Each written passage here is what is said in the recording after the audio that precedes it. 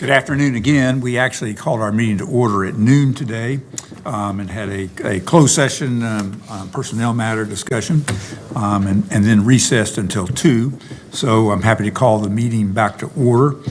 This is our regular meeting for November the 2nd, 2023. And we are going to begin our meeting with a moment of silence, followed by the Pledge of Allegiance, led by Commissioner McDaniel. I'd like to ask you to stand if you are able.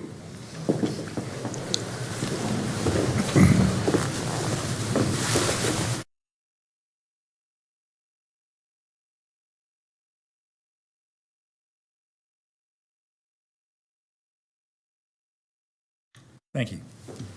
I pledge allegiance to the flag of the United States of America and to the republic for which it stands, one nation, under God, indivisible, with liberty and justice for all.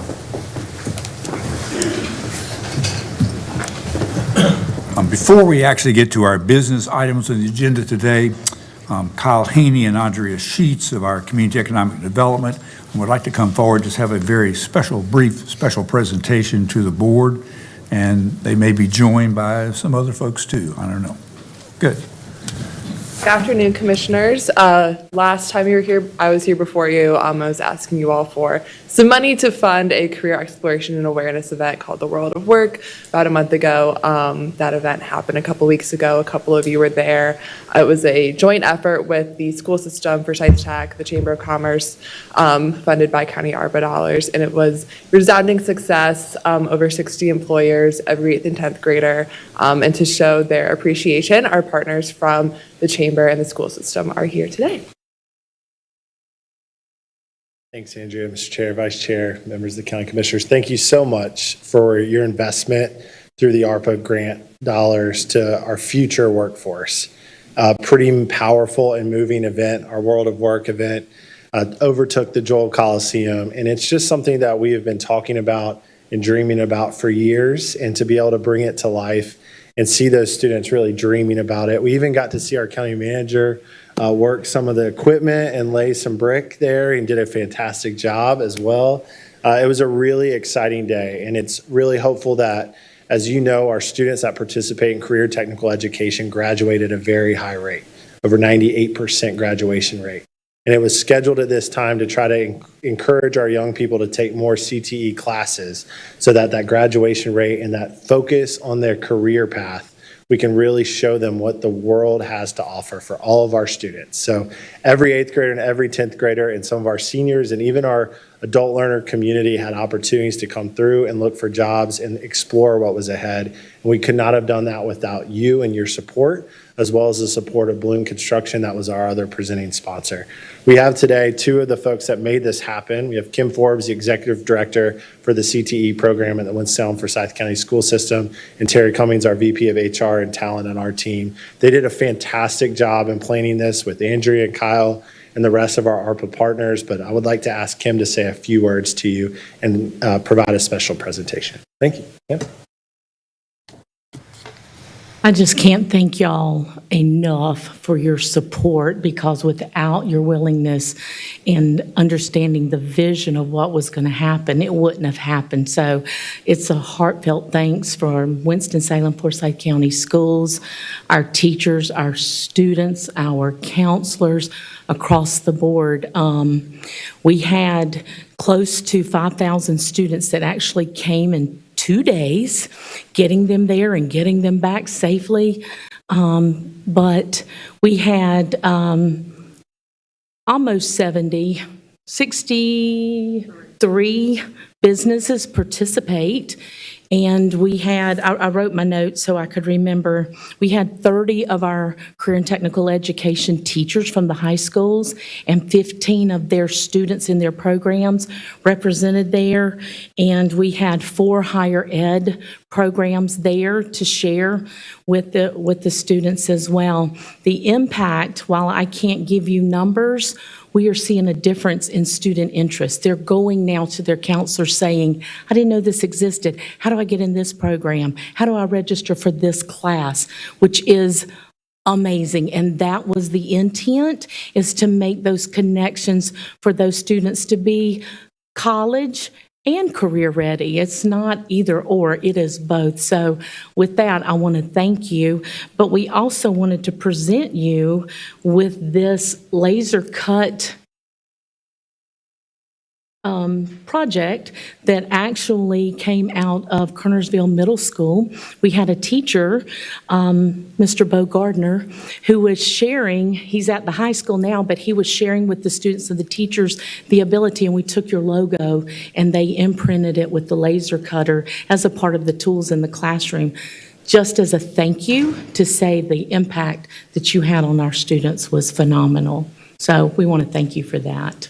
I don't know how we, do you want me to Chair bring it Martin, to you? Chair Martin, I You could give do, it to the clerk on the end, and she could Okay, send it all down. right. That'd be perfect, thank you. Chair Martin, I do want to just thank Winston-Salem Forsyth County Schools and this community for this event. It is cutting edge, it's forward, is what I think I heard when we went to the state conference for county commissioners, what the state is looking for as it relates to our school districts connecting in a direct and relevant way for vocation. However, I did get a call from one of the citizens, a grandparent, and she was disappointed that her granddaughter was not able to attend this event, and primarily because there was just some quirkiness going on in the school. And so I make reference to this. I did speak with the superintendent because I think we need to let schools know this is not about kids can't come because they may have a discipline issue or what. This is about, we're trying to make sure that our students have access to a vocation, and that any issues that we can try to reconcile to make sure that every student has an opportunity to, of course, meet the demands of what's necessary in the workplace. That's what this is about. And I really even appreciated how Dr. Martin talked about, as a grandparent, his granddaughter saying how much she enjoyed the event. But unfortunately, another grandparent, my grandchild was not able to attend because of some quirkiness going on at one of our high schools. So I just appreciate the community making sure that our high schools know that this is not about a field trip. This is about access to workplace and employment in our county and throughout our state, really. I hope you, at least when you spoke with the superintendent, shared that school. And so there could be some, I just remember some days I appreciated no more details, which was good. But we spoke, actually commented, I know several of us were able to spend several hours there that day, which it really was, just the logistics of planning that day were challenging, and certainly Bloom Construction, went the extra mile, and Chamber, I think you all went the extra mile, and school district organization, and teachers, and counselors, and chaperones, and the logistics of the transportation of 5,000 young people. I mean, that's a lot of work. So it was, but I think it was a day that really meant a lot to kids, because it's nothing like seeing that and remembering that. So it was a great, thank you all for your work, and thanks for the laser etching of our county seal, which was really great. So thank you for coming today and Chairman, if I sharing may, that. though, I do have a question. So what's next? Is this a one and done? Yeah, you gonna do one in the spring? Yeah, thank you so much. It's really exciting. Just yesterday, one of our programs, our employer credentialing program for our students that are in 11th and 12th grade, as they look forward, we had 83 students complete a 15-hour employability credentialing program. So our goal is to have that pipeline starting from 8th grade all the way through graduation and into our workforce. As it relates to the world of work, we were really excited. We had Representative Donnie Lambeth. We had other state representatives from the school system of the statewide office there. We're hopeful to do this again. And it's a large undertaking, and so we will look to our community partners as well as potentially the county again to look at ways to fund and make sure we have equity in allowing this opportunity for students every year as best we can, so that if you are in ninth grade this year, you get a chance to come next year instead of missing out on it altogether. So we're working really hard on that. I think right now we're still catching our breath and making sure we got everything out of the Coliseum from the event and cleaned up okay. But we're hopeful to be able to do that as we move forward. Sounds awesome. Yes, I think listening to Commissioner Woodbury, I think that maybe a yearly, and then offering that to open up for other avenues for others as well. But thank you. Thank you. Thank you. Citizens who are interested in participating in the public portion of the meeting today, please call 336-422-1200, and you'll be placed on hold until the public session begins. And any member of the audience who's interested in participating in the public session meeting, you just need to have filled out a speaker card and given to our clerk. That could even take place even right this moment. And the first item on the agenda is a resolution supporting Operation Greenlight for veterans in Forsyth County. Commissioner Wisenhunt is going to just share part of it, not read the whole resolution, and I appreciate her doing that. Yeah, thank you. This is such an important time for us.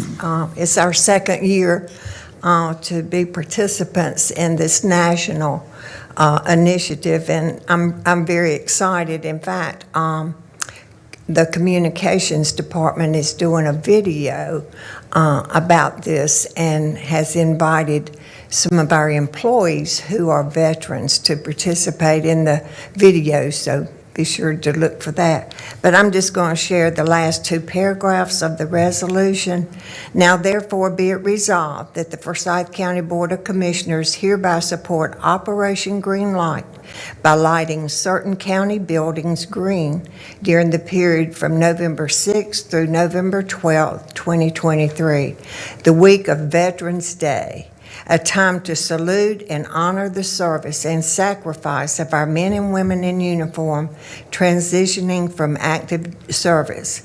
And be it further resolved that in observation of Operation Greenlight, Forsyth County encourages its citizens in patriotic tradition to recognize the importance of honoring all those who made immeasurable sacrifices to preserve freedom by displaying a green light in a window of their place of business or in their residence during the week of Veterans Day, November 6th through November 12th. And I move approval. Is there a second? Second. Second, and all in favor, please say aye. Aye. Thank you. Carries unanimously, and thank you. Next item on the agenda is a resolution declaring the Forsyth County Board of Commissioners' intent to close a portion of Morris Street, just off of Old 311 Old Walkertown Road, and calling a date for a public hearing on the matter. It was brief. The information was shared, maps last week. Do I have a motion? So moved. Have a motion by Vice Chair Wisenhunt. Is there a second? Second by Commissioner McDaniel. Any discussion? All in favor, please say aye. Aye. Any opposed? Motion carries unanimously. The public hearing on the closing of this little small section of Morris Street, it actually is already set for December the 7th, 2023 at 2 p.m. The third item on the agenda is approval of the minutes for the meeting of October 19th, 2023. Do I have a motion? So moved. Motion approved by Vice Chair Wisenhunt. I'll second that. Any discussion? All in favor, please say aye. Aye. Motion carries unanimously. Madam Clerk, do we have any calls or cards for the public session? Mr. Chairman, we have one phone call and 4 speaker cards. All right, thank you. Would you like to start with the phone call or? You get off, yes, Okay. please, thank you.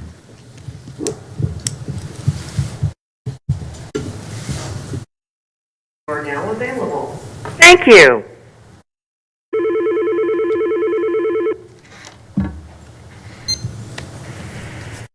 Thank you for calling the Forsyth County Board of Commissioners Public Session Line. This session is for comments only and questions cannot be answered. Please state your name and address for the record. Jackie Seabolt, 4153 Gray Tuck Drive, Winston-Salem. Thank you. Speakers will be limited to 3 minutes each and a 30-second warning will be given. You may begin. Good afternoon. My name is Jackie Seabolt, and I live at 4153 Gray Tuck Drive in Winston-Salem. I'm one of the people, along with 100 others, who signed the petition recently presented to you to stop the outside sandblasting at Piedmont Hoist and Crane, which is located directly in front of my home. I wanted to address today what has been said that I feel is somewhat a justification of how this situation came about. Piedmont Hoist and Crane initially asked for a manufacturing bee special use permit, and it was stated in planning and commissioners meetings that all their manufacturing would be done indoors. And then, as you are aware, they made a trip to the permit office and changed to a manufacturing C permit after residents began complaining of the outside sandblasting noise in the area. The idea that this company did not originally intend to do outside sandblasting at the location on Temple School Road, but changed their mind after the construction of the facility was complete and they had been in business for some time, is an absolute untruth. As soon as their first building was up, the sandblasting was going on. It began as soon as they opened, and we were even told during the construction of a second building that they built that perhaps they were constructing that building to take the sandblasting inside. That was, of course, not true, but this is just one example of the false hopes that we've been given in the last 4 years of dealing with this noise.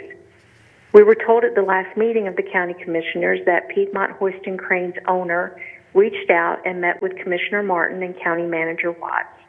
According to Dr. Martin, the owner has said that he wants to be a good neighbor. As of now, the sandblasting continues, and I was hoping for an update of some kind or a timeline on the sandblasting being moved indoors to an enclosed building where it can no longer be heard. Again, we're all hoping that this time, this is not just going to be another false hope. Thank you for your time and for listening. Thank you.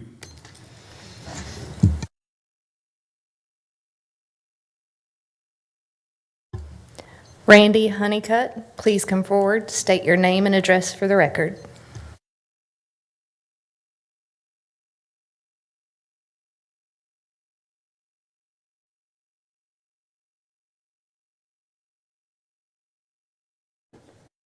My name's Randy Honeycutt, and I live at 6033 Forest Trails Drive.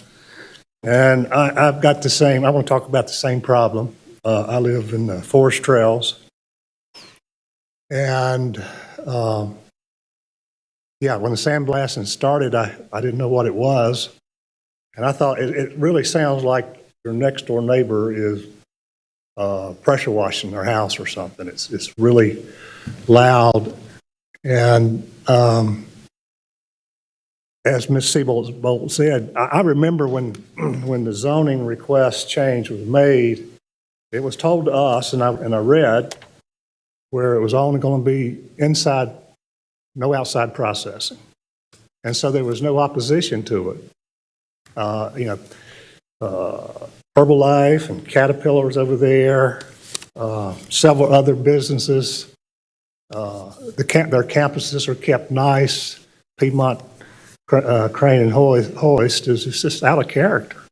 And so we complained, and I think and actually they were being fined at one time they were out of compliance. And then later on we found out that they had got a permit.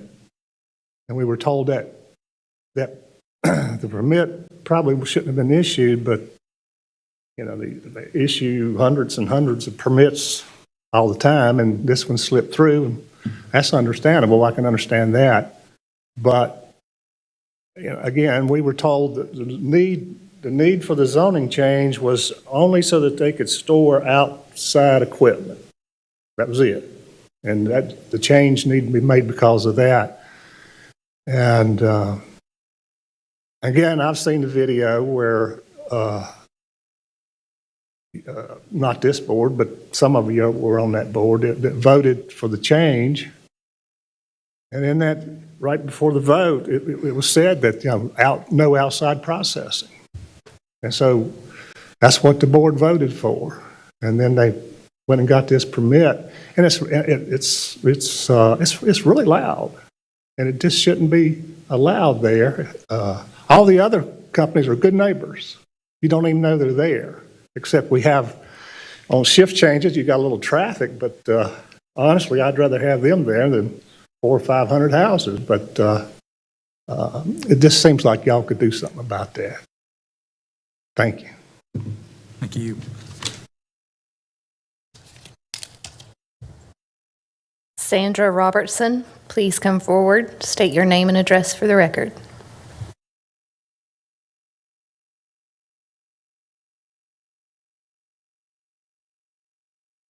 Hello.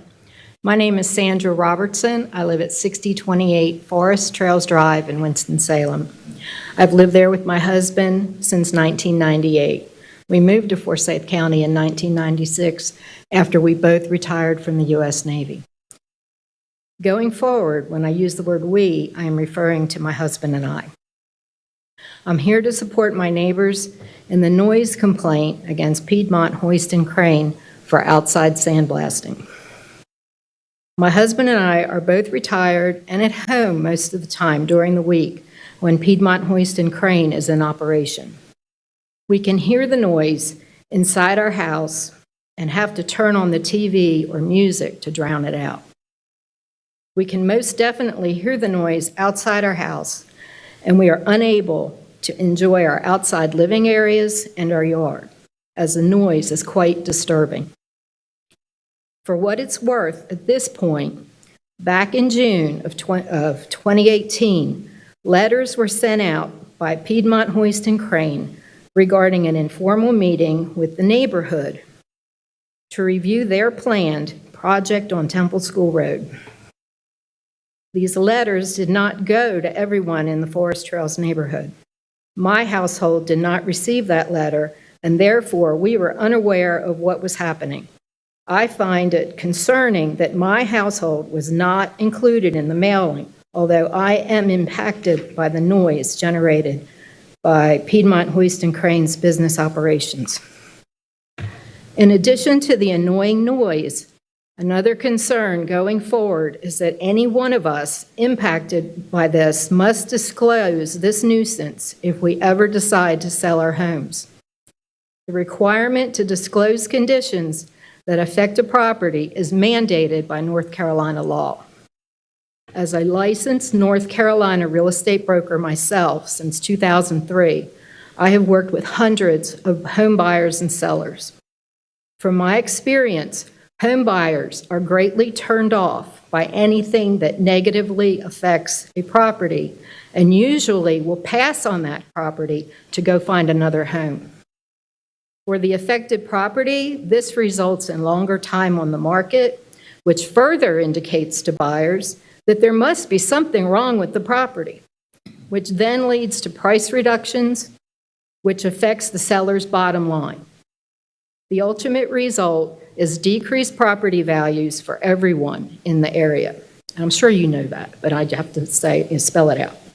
If anything negative is not disclosed and the homeowner knew about it, sellers face the possibility of a lawsuit. We hope that you will do the right thing and correct the wrong that was committed here in regards to quietly giving a special permit to Piedmont Hoist and Crane and therefore creating this unfortunate situation. Please put in place new procedures that will prevent this from happening again. Additionally, there are other parcels of vacant land in the vicinity of our neighborhood, some within the city limits of Winston-Salem and some under the jurisdiction of Forsyth County. We hope that going forward, you will look at the big picture before considering any zoning changes or special permits. Get beyond what's good for the businessman and the county tax coffers and take the residents into consideration. We are okay with all the proposed industrial development that we knew was coming, but we cannot accept any type of business that creates nuisances of any kind for the people that call the area home. Thank you.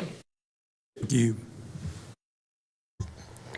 Christopher Murray, please come forward, state your name and address for the record.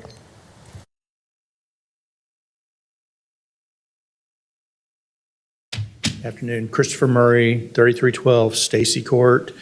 Before you start the timer on me, Dr. Martin, I do want to thank the board for the approval of the Green Light project. I'm the son of a World War II veteran, and I appreciate that. So thank you. Thank you. Sorry. So I just wanted to thank you all again for allowing me and my neighbors who are impacted, property owners, to speak on this issue, the sandblasting, Piedmont Hoist and Crane. In the last public meeting, Madam Vice Chair, you asked the county attorney, I believe that's who it was, if the board could revoke the current permit of the company since the activity they're performing was not what was represented when you originally voted to grant that permit. The gentleman deferred and suggested that it be discussed in a closed session later. So I would like to understand what was discussed on that topic in that session, if possible, and how I might get a copy of those meeting minutes if that's a possibility. Also, as an FYI, I was looking at the county website today and tried to go to the county attorney's page, and it's throwing an error, so someone might want to look at that. I can't find anything out about the county attorney, that's just, for what it's worth. Dr. Martin, in the last meeting, you had made comments that the owner of Piedmont Hoist and Crane had reached out to you and stated that he wants to be a, quote, good neighbor.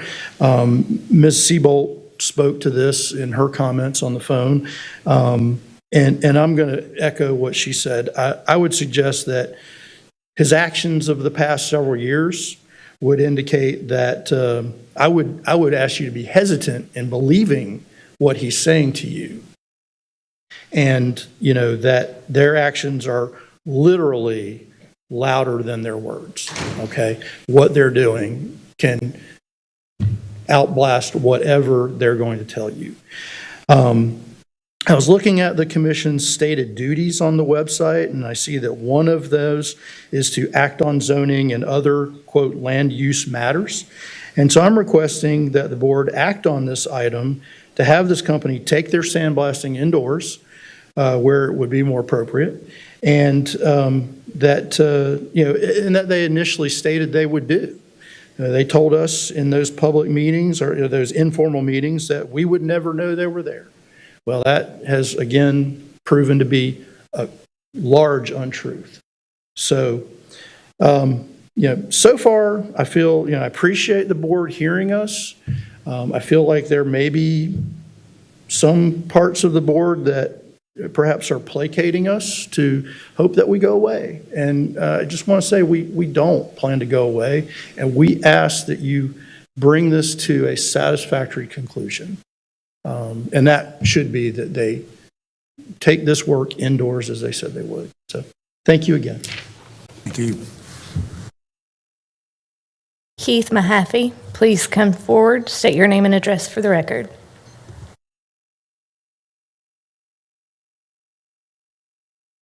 Hey, my name is Keith Mahaffey. I appreciate, again, the opportunity to be here. I live at 3320 Stacy Court, Winston-Salem, North Carolina, 27107. And a few of us have spoke before. We've got a few new ones, and we had some that couldn't come today because of work requirements at the last minute. But the previous times I spoke, the first time was trying to give a general overview just to bring everybody up to speed. The second time I spoke was to kind of drill down a little bit on the process and the actual meeting where they obtained their special use zoning permit. Today, I'm just going to talk, I want to talk a little bit about those rules and procedures for that, and then I just want to talk a little bit about the first year from the time we first started hearing it up to the point where the county said we couldn't do anything, they couldn't do anything else to help us. I found a rules and procedures from the City County Planning, and it echoes what I read last time. It says, for special use district zoning requests, the petitioner must identify the intended use or uses of the site and give specific details on how the site will be developed. And I found another one that was a special use permit case, and part of the verbiage, it says, that the use will not substantially injure the value of adjoining or abutting property, and that the location and character of the use, if developed according to the application and plan submitted and approved, will be in harmony with the area in which it is to be located and in general conformity with legacy plans. We find a lot of things like that kind of give a general purpose of what we hope would happen. But approximately in the summer, fall of 2019, we began hearing a large volume of noise coming from the business park at Temple School Road at Millennium Drive. And we assumed it was part of the construction process for like the shell buildings that were built out there. But after a little bit of time, we realized that something different was going on. And I personally rode over there to take a look. And I'm just inquisitive because, like I said before, I've said I'm a pro-business guy. So I pulled back there to where I saw they were sandblasting. And a couple of their workers come out and met me, and I just was inquisitive, asking them what was going on. They said they wouldn't hardly give me any information. I said, well, what's the name of the company? They gave me a false name.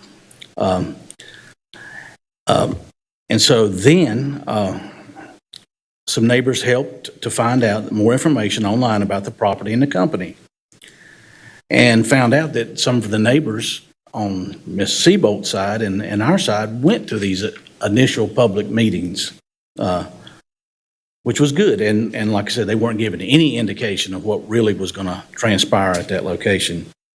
So what I did was I didn't know the process. I called Jeff Vaughn, who has since retired from planning, and he was my main contact through the process.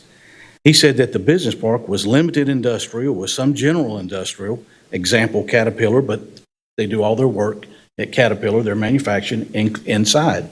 And that should be the precedent for any GI designation out there. Mr. McCaffrey, And Caterpillar. Begin to wrap your remarks up. Thanks. Okay. Well, anyway, he researched and said manufacturing B was what was out there for that location where Piedmont Oyster and Crane. Said it did not allow them to do what they were doing. And they sent out an inspector, and we contacted James Taylor, and James has been a big help through this process. Even up to now, he is standing behind us on what we're trying to do. He is our city council representative. Well, anyways, I know that my time is limited. I was going to go through the email chain that I've got, going back and forth with the planning staff, which included John Floyd and Desmond Corley, and eventually Chris Murphy was involved in it. And I will say this, all of those guys were super and tremendous in helping us out. They went above and beyond, especially John Floyd, because he was the field person out there. I've got emails where they ask us to continually email them back and forth and let them know we're never do it. John would go out there and he would send us a thing, hey, I'm finding them, I'm doing what I can, but, and then pulled in, he said, and pulled in Chris Murphy, pulled in the county attorney. They were going to start, they started finding the company, but the company basically was adversarial to them. I've got emails to prove it. And so then the company, they'd stopped doing it for a little bit. When the heat was turned up, then all of a sudden they went and got a change in the permit. Nobody knew about it, not even the planning staff. Mr. McCaffrey, you're way over. Okay. Please wrap it up.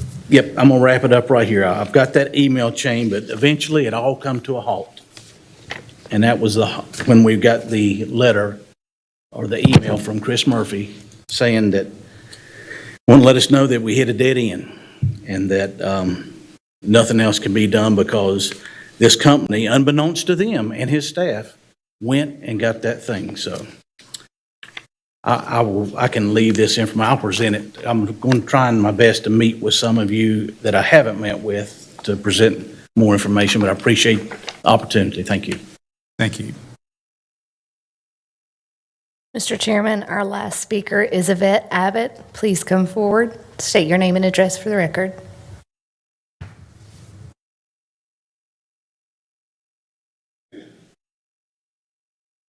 Good afternoon, ladies and gentlemen. I'm Yvette Abbott. My address is 5462 Northridge Drive, Winston-Salem, North Carolina. I'm here today, I'm not going to take much of your time.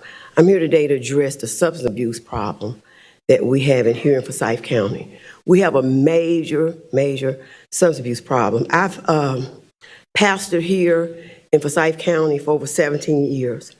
Also, I am a registered substance abuse counselor with the state of North Carolina. Also, I'm an anger management and I'm addiction specialist. And the problem is, where I've applied for funding under Miracles Outreach International. I hope you all look over the application. But the problem here, what I would like to address today, I'm not going to hold much of time, is when I've been trying to get funding through our LMEs, trying to partner with the LMEs and the MCOs, and they said there's no substance abuse, no need for, so they won't let you partner with them. They say there's no need. And ladies and gentlemen, we have a major problem here. I've taken all of my personal funds, my family's funds to help in this community. And I said, I'm just going to take time out with my busy schedule, come down here to address this matter today. I've worked up under Denise Price. I don't know if she's here today or not, but I worked up under Denise Price. We've been knowing each other for years. I just want you to look over my substance abuse grant, and we need to make a change. I realize that there are some programs that's been out here, and what they're doing, they bring in, I thought this phone was turned off, I'm sorry. They bring in speakers, these celebrity speakers, I apologize, I had this off. They bring in celebrity speakers, and what they do a community cookout, but what do you do after that? We need a follow-up. You know what I mean? We need to follow up. What do you do after this community cookout? And so, we here at Miracles Outreach International, we follow up with the clients. We have a 2-month program, and if they succeeded, we follow up with them for 2 more months to see what their needs are and to see how successful they are. So in there, I just want to touch base. I know I didn't have but a few minutes, and thank you for listening to me. I didn't have anything wrote down. I just spoke from the heart, so. Thank you so much. Y'all have a great evening. Chairman, if I may, Ms. Abbott, do you have your credentials, like a flyer or your card, and you can leave it with our board clerk, please? I don't have it with That's me okay. today. You can I leave just your came name from and the stuff with doctor. her. We'll get in touch. I get it. Okay. Okay, thank All you. right. Thank you so much. Thank you. For our folks that talked about Piedmont Hoist and Crane, we actually have had a meeting. It might be, if the board's pleasure, I know that Kyle Haney was a part of that, wrote a report on that, and maybe is it appropriate to give a little update on that, where we are? We've had some information. Kyle, if you don't, he just shared information with us we received actually this morning. So you can give a little background. And Minor Barnett also was a part of that. Good afternoon, Commissioners. Minor and I went out and actually met with the company yesterday, the CEO and the Vice President of Operations, to really kind of get a sense of where they were with this issue and what they were doing to mitigate it, what their plans were to mitigate it. And so they did provide an update. They said, when they became aware, when the paper called in October, that they started to move forward with some additional mitigation actions. Really, they replaced the nozzles on the machines they were using for the sandblasting. They've also constructed a barrier. It's basically 2 large cargo containers with a covering over top of that, and are additionally looking to purchase a drape that would enclose one of the ends of the area that this is happening in. Additionally, they were also looking at other noise-reducing fencing. So that was what they indicated to us that they were looking at doing in regards to mitigating the sound coming from that sandblasting. It was not apparent that they were planning on taking that activity inside or enclosing that. They were looking for things that they could do on the outside to reduce the sound coming off of that property. I just, having read I'm just remembering from reading your memorandum that they're on their, I guess, third iteration of nozzles. Yes, sir. They actually have another one, and as I think he mentioned they are actually getting decibel measurements in the neighborhood, particularly on. Great track. Yeah. Yes, sir. A couple, and he mentioned they'd also followed up, he'd been to a couple of houses, and that no one had actually answered the door, because we actually gave them some of your all's names and addresses that had spoken, and that, particularly on Great Tuck, I think, are the closest, and he had gone, and no one, he said, was there.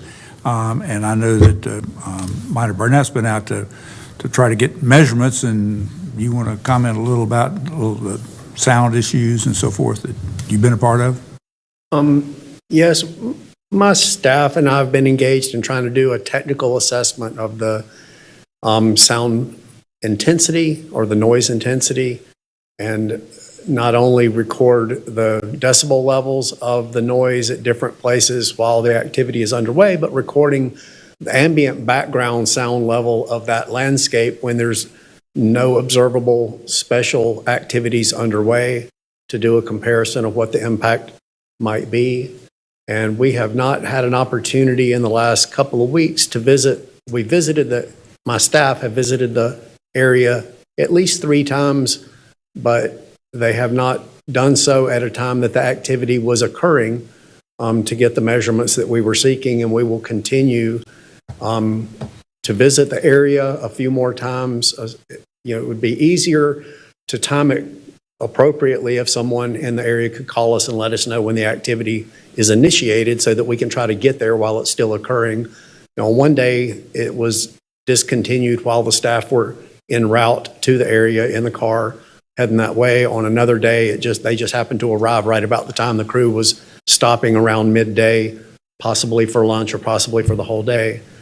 But we are actively engaged in trying to do an objective technical assessment. And, we have a calibrated meter that we use, and we calibrate it before and after each time it's deployed to make sure it's measuring accurately, and just trying to get some objective technical information to help inform any of our decisions as to how we can do anything differently going forward.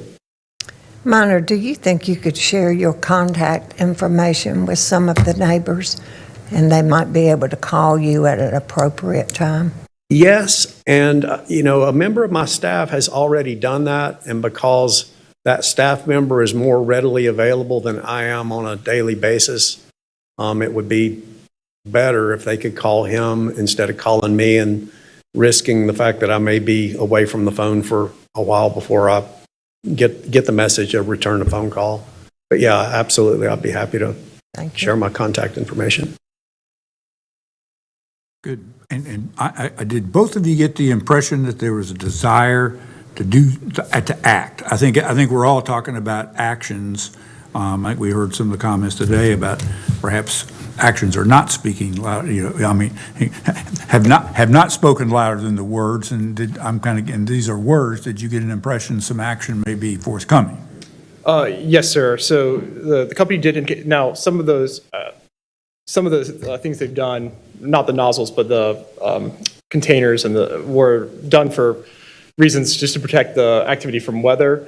But they noticed that it could have a sound reducing quality, so they were looking at purchasing additional cargo containers to expand that, maybe furthering it down, hoping that would block some of the sound from going to the surrounding neighborhoods. They provided us with examples of the fencing that they had researched in anticipation of purchasing that to see if that would work. So I do think that there was, I think one of the speakers said that they indicated they wanted to be good neighbors. They certainly told us that. They certainly said they would be open to meeting with the surrounding neighbors. I think, from their perspective, it wasn't the economical solution to build a fully enclosed structure. They were looking for other methods of reducing that sound to the point that it would not be as noticeable to the surrounding community. But that is what they indicated. Right. Any other questions for Kyle and Minor? Actually, if I can just, from the memo, there were a couple things that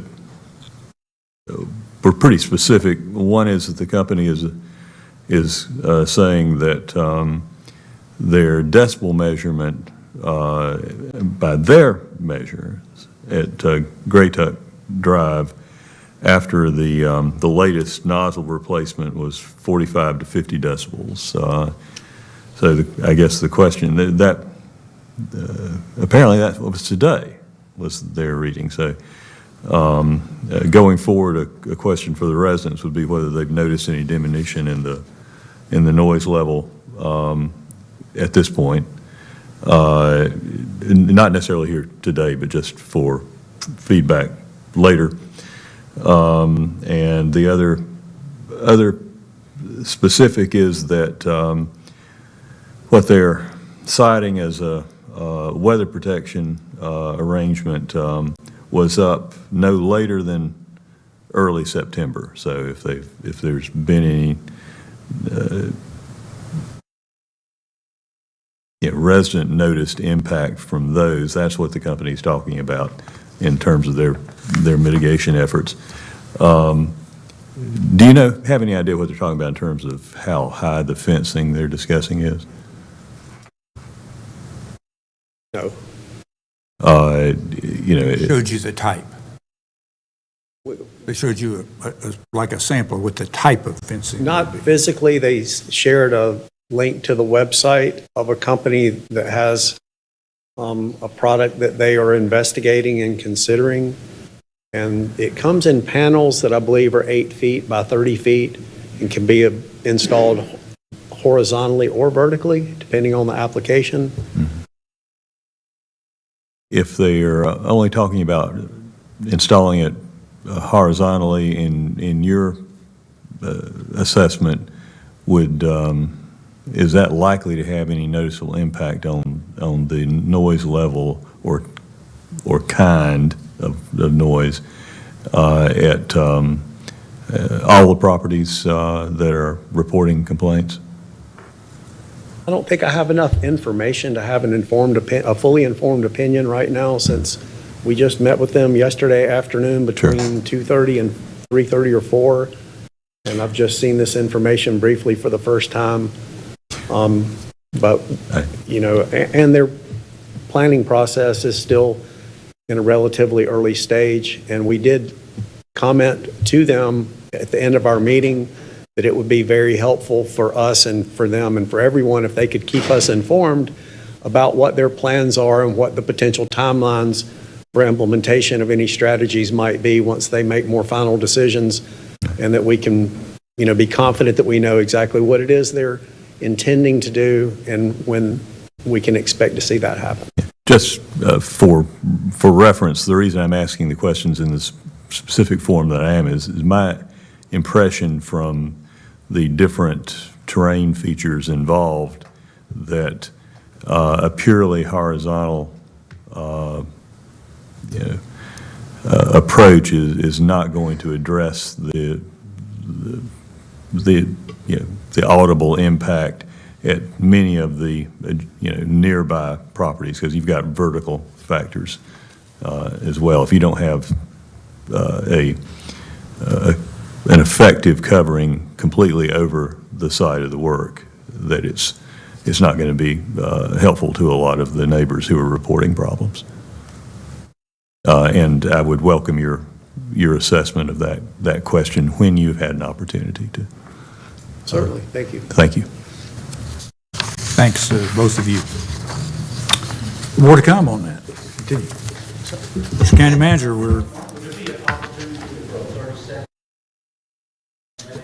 I think we've probably talked enough today, and I think the offer by Piedmont Hoist and Crane to actually meet with the neighbors would allow direct communication, so we're not all he said and they said and whatever, and I think you have spoken clearly, Mr. McAfee, with them, and perhaps requesting a time to have such a meeting would really be helpful. But I think we need to move on now.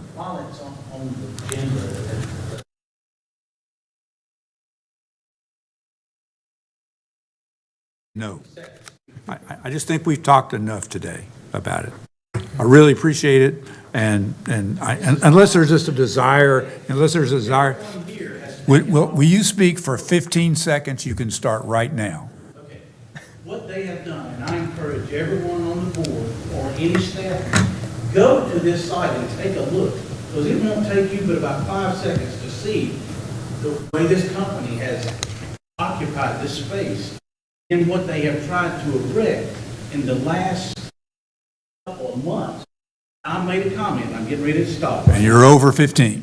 It was like a cheerleader with a megaphone now. That thing they built, and Kyle knows what I'm talking about. It is unbelievably thinking that that's going to rectify this situation. It makes it worse. Thank you, Mr. McAfee. Mr. Manager, we're ready. Thank you, Mr. Chairman. Good afternoon, board members and staff and guests. We do have some business items for consideration this afternoon. We've had reviewed these in briefing sessions, hopefully answered any questions you might have, so I'll go ahead and dive into it. We've got 4 budget finance items. Item 5 is an amendment to the fiscal year 2022-23 budget. It appropriates fund balance received during fiscal year 2022-23 and additional revenue for fiscal year 23-24 from the National Association of County and City Health Officials. The grand total of new funding is $91,126.54. Move approval. Motion approved by Vice Chair Wizenhut. Is there a second? Second. Second by Commissioner Linville. Any discussion? All in favor, please say aye. Aye. Any opposed? Motion carries unanimously. All right, agenda item 6 is an amendment to the fiscal year 2023-2024 budget ordinance. It appropriates $50,000 from North Carolina Department of Health and Human Services for agreement addendum 534 integrated targeted testing service, and this is for outreach, education, and vaccine referral services. Move to approve. Got a motion by Commissioner McDaniel. Is there a second? Second. Second by Commissioner Bessie. Any discussion? All in favor, please say aye. Aye. Any opposed? Motion carries unanimously. Agenda item 7 is an amendment to the fiscal year 2022-2024 budget ordinance that appropriates health improvement dollars to the Employee Health Benefits Internal Service Fund. The amount is $75,000. $50,000 would be, it supports clinical wellness and behavioral health programs, and $25,000 supports the pharmacy. Move approval. Motion approved by Commissioner Vice Chair Wizenhut. Is there a second? Second. Second by Commissioner Bessie. Any discussion? All in favor, please say aye. Aye. Any opposed? Motion carries unanimously. And item 8 is the amendment to the Forsyth County Grant Project Budget Ordinance to transfer available Edward Byrne Memorial Justice Assistance, or JAG, grant funds from the general fund, and that's $36,949. Motion, please. So moved. So moved by Vice Chair Wizenhut. I'll second that. Any discussion? All in favor, please say aye. Aye. Any opposed? Motion carries unanimously. All right, we have 5 contractual matters. Item 9 is a resolution adopting a memorandum of understanding for transportation planning for the High Point Metropolitan Planning Organization, our membership in that. And this outlines the county's participation in that, renews the approval for this. Motion approved by Commissioner Bessie. Second. Second by Commissioner McDaniel. Any discussion? All in favor, please say aye. Aye. Any opposed? Motion carries unanimously. Item 10 is a resolution approving an amendment to an agreement with Propio LS LLC for telephonic and virtual interpretation services, mostly to support public health and DSS, but other Family Justice Center and others as well. It's an amount not to exceed $61,300. Move to approve. Motion approved by Commissioner McDaniel. Second. Second by Commissioner Linville. I do have one question in the discussion part. I'm just curious about, because we budgeted for this last year, I think it's a great idea. It's consolidation. Looks like it's very thorough, and clearly this is the lowest bid. So it's we have a good vendor, so forth. But we did estimate something in the neighborhood of about 20 grand, as I recall, and I think and we're already amending our budget to go to 60 plus. I'm just curious about the demand and what's happened differently on the demand for that. I don't know, maybe somebody can answer that. Yes, thank you, Chairman Martin. Utilization has just drastically went up in some of our program areas. It's really just utilization. A lot has to do with our care management programs in public health. And then DSS, a lot of the waivers that were occurring during COVID was lifted, which is creating more traffic in DSS. Now, we do have our own interpreters as well, but when the interpreters are not available, then we are utilizing Proprio. It also, this particular contract has a video component, as previously it was mostly telephonic, and so I think just adding that video capability has also added to the utilization. That's triple what our estimate was. It is, yes, sir. Yeah, it is, okay, good. All in favor, please say aye. Aye. Any opposed? Motion carries unanimously. Agenda item 11 is a resolution awarding a contract for the purchase of 2 Chrysler Pacificas, just a routine fleet refurbishment kind of upgrade. It's North Carolina Sheriff's Association, not to exceed amount $82,130. Move approval. Motion approved by Vice Chair Wizenhut. Second. Second by Commissioner Linville. Any discussion? All in favor, please say aye. Aye. Any opposed? Motion carries unanimously. Agenda item 12 is a resolution approving the purchase of an EZ-IO vascular access device of some type from Teleflex LLC by Forsyth County Emergency Medical Services, Division of Emergency Services. It is a sole source agreement just because of the uniqueness of what it is, and it's not to exceed $68,835. Move approval. Motion approved by Commissioner Wizenhut, Vice Chair Wizenhut. Second by Commissioner Bessie. Any discussion? All in favor, please say aye. Aye. Any opposed? Motion carries unanimously. Agenda item 13 is a resolution selecting and authorizing execution of a contract with Art Studio 7 to provide professional design services for the LEDC elevator modernization project. It's not to exceed $250,300, and in that are included some allowances for additional services and some reimbursements. It was discussed a bit last Thursday morning at the capital project discussion. It's interesting because we talked about kind of what's unique about this, but when I went back and looked at the schedule, actually the construction time on this, because they're going to be in there for so long, it's actually a year because you got to keep other elevators in place, and I think that's a big element in it as well. So, but I appreciate the concerns about that. Good. Any ready for a motion? Move approval. Motion approved by Vice Chair Wizenhut. Is there a second? Second. Second by Commissioner Linville. Any discussion? All in favor, please say aye. Aye. Any opposed? Motion carries unanimously. Agenda item 14 is a property matter. It's a resolution authorizing the execution of a stormwater operation and maintenance agreement and easement with the city of Winston-Salem for county-owned real property located at 1931 Union Cross Road. As outlined in the resolution, TROSA will be responsible for obtaining all the permits, and basically all the costs are going to be carried by them through their construction project. Move approval. Motion approved by Vice Chair Wizenhut. Second. Second by Commissioner McDaniel. Any discussion? All in favor, please say aye. Aye. Any opposed? Motion carries unanimously. You got 3 tax administration matters. I believe you can take them all together. Item 15 is a resolution approving refunds in the amount of $12,732.54 from the North Carolina Vehicle Tax System. Item 16 also is North Carolina Vehicle Tax System in the amount of $17,589.71. And then you've got a resolution approving refunds by the tax assessor collector in the amount of $29,982.88 from the Board of Equalization Review. And I was talking with John a little earlier, and he's kind of expects one more round of Board of Equalization Review actions in December. Do we have a motion? Motion approved by Commissioner Linville. Second. Second by Vice Chair Wizenhut. Any discussion? All in favor, please say aye. Aye. Any opposed? Motion carries unanimously. And then there's one report. It's an additional report to the Board of Commissioners from the Opioid Settlement Stakeholder Committee regarding the collaborative strategic planning process for Forsyth County's expenditure of opioid MOA settlement funds for your consideration. I have one question on that report. And looking at all it's organized in two different ways, which I like. It's one organized by type of sort of strategy, sort of a strategy organization and those that are working on it. And then it's organized by the actual folks that are doing things.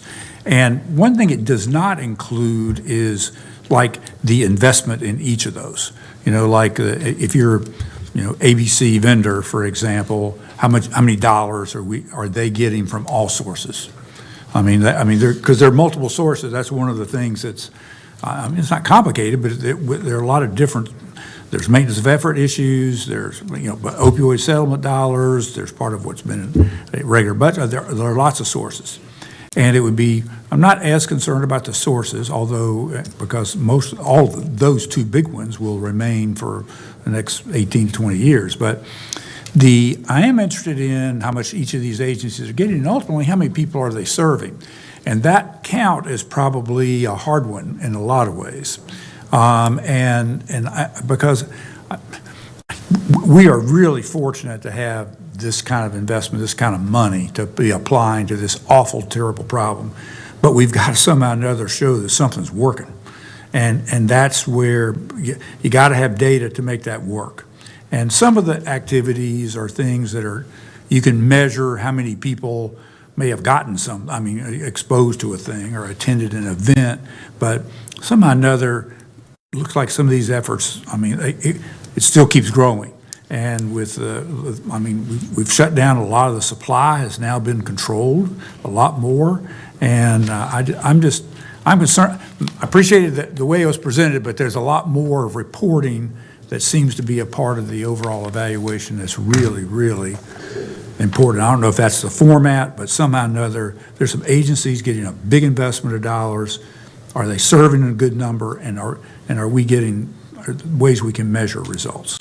Thank you, Mr. Chairman. So this particular report is for the Department of Justice for us to be in compliance with the memorandum of agreement. But our Behavioral Health Services Director, Denise Price, is very closely tracking outcomes, and we can absolutely pull together for you outside of this particular report any of the data that you need. So we are tracking the number of individuals that are being served.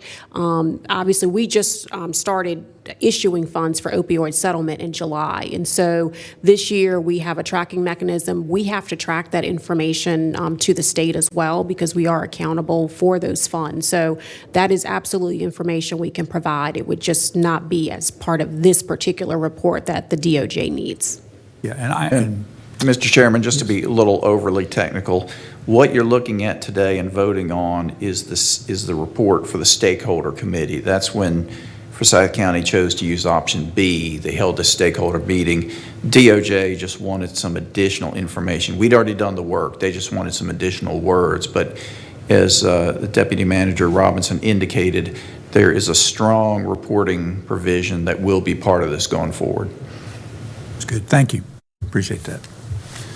All righty. I think do we have a closed session item today? We do. We have just a quick briefing just to review what's coming up on November 16th. Then we have the closed session. Yeah, and according to these guys, you do not need to take a recess unless you just want to, and I won't take a whole long time getting through this. Okay, great. Well, then let's. Mr. Chairman, will you please call for a vote to receive the reports? Oh, okay. A motion to accept the report. Sorry. Motion approved by Commissioner Linville. I'll second those. Any discussion? All in favor, please say aye. Aye. Any opposed? Motion carries unanimously. Sorry. So do we need a motion to adjourn to go into this? Move that we adjourn.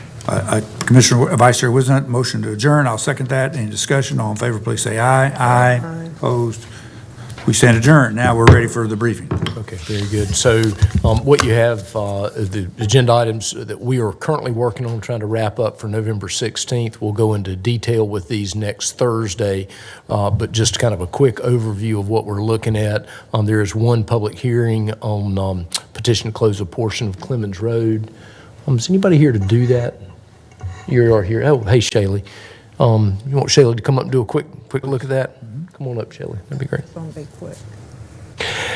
Shaylee's gonna be quick. She's great. That's right. We didn't have a big planning item, so there you go. You got it. Okay. She's going to pull it up for me. I will note that the signs went out on the 23rd of October, so the public notice signs were out.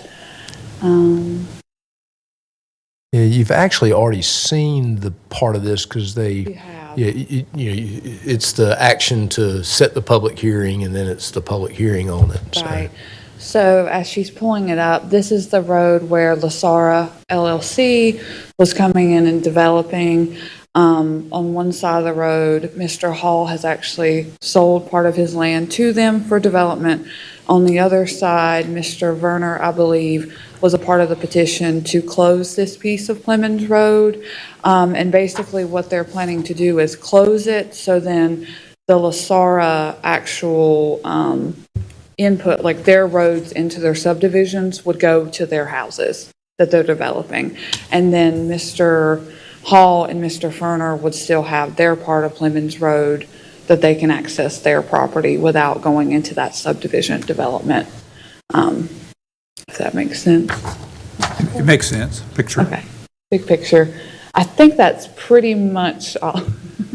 Actually, still trying to get it up. That's pretty much the gist of it. And then NCDOT had went and investigated and saw that it met all the standards for abandonment.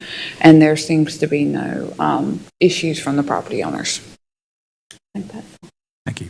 Very good. Thank you, Shaylee. All right.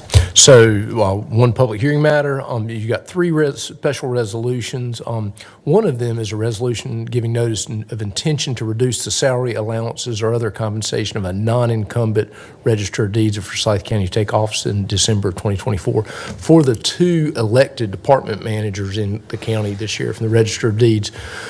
Before their election, the board has historically established a salary for a non-incumbent person who would come into that, really for the purposes of establishing the filing fee.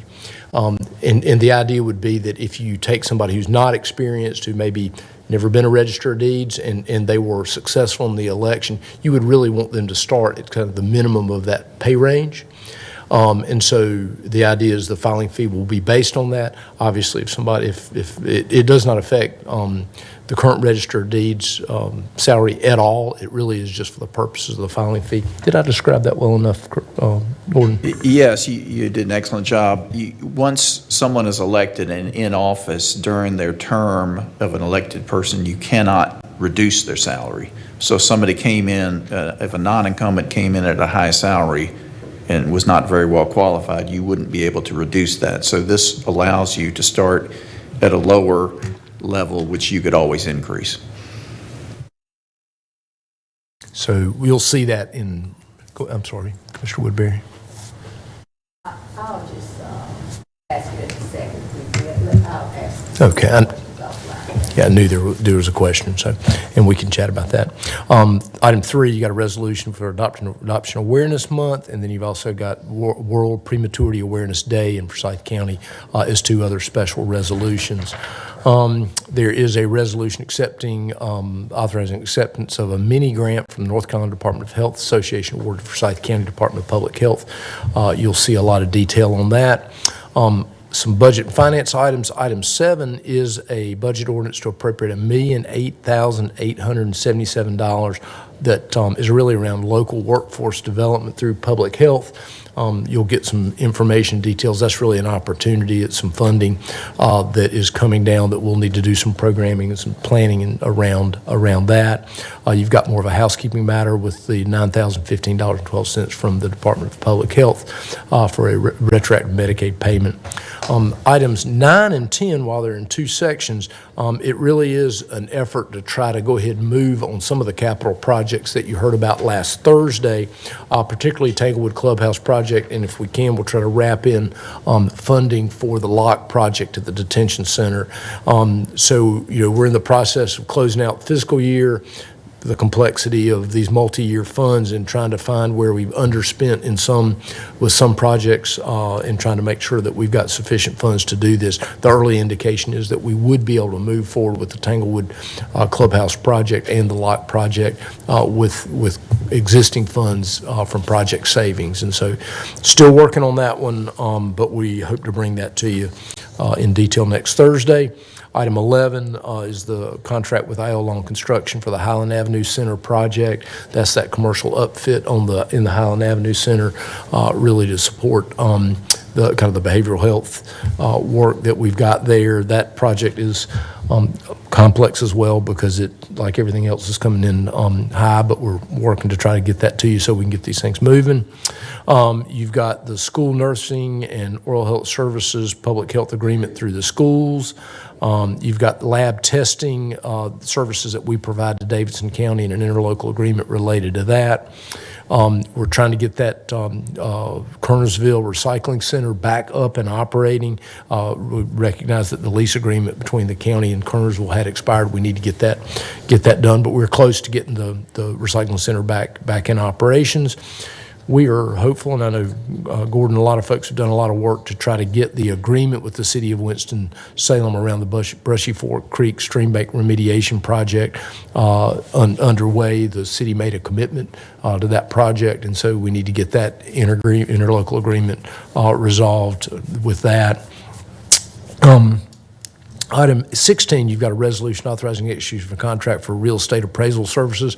We are in the sort of the most important part of this revaluation project, and John Burgess really has done some contingency planning to make sure that the work gets done in the time frame that it has to get done for the revaluation to be effective. And so this is part of that contingency plan to be able to go outside and get some outside appraisal services if he needs them, and we are short in appraisal staffing right now.